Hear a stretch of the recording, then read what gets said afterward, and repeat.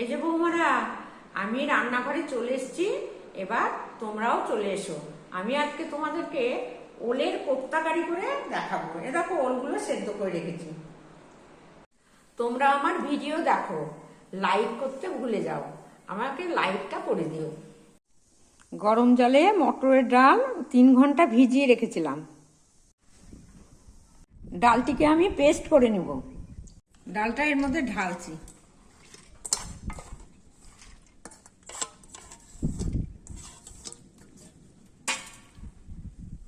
এবার লঙ্কাগুলো এর মধ্যে দিয়ে দিচ্ছি, কাঁচা লঙ্কা আর শুকনো লঙ্কা।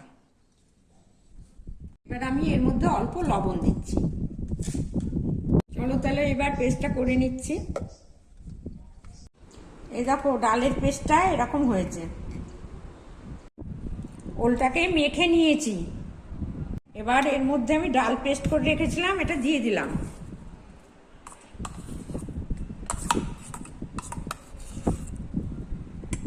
এবার স্বাদ মতো লবণ দিচ্ছি, একটু হলুদ দিচ্ছি। এবার অল্প লঙ্কার গুঁড়ো দিচ্ছি। এবার এর মধ্যে অল্প চালের গুঁড়ো দিচ্ছি। এগুলোকে আমি ভালো করে মাখিয়ে নেব। এই যে তেল গরম হয়ে গেছে, তেলে কোপ্তাগুলো ছেড়ে দিচ্ছি।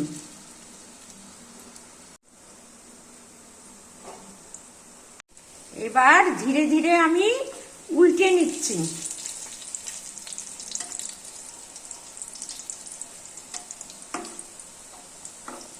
দেখো, কোপ্তাগুলো সুন্দর ভাজা হয়ে গেছে।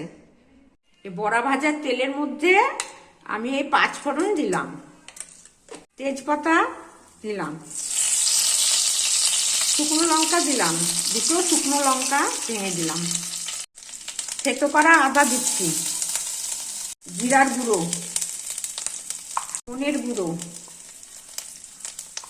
হলুদ দিয়েছি, জল দিলাম,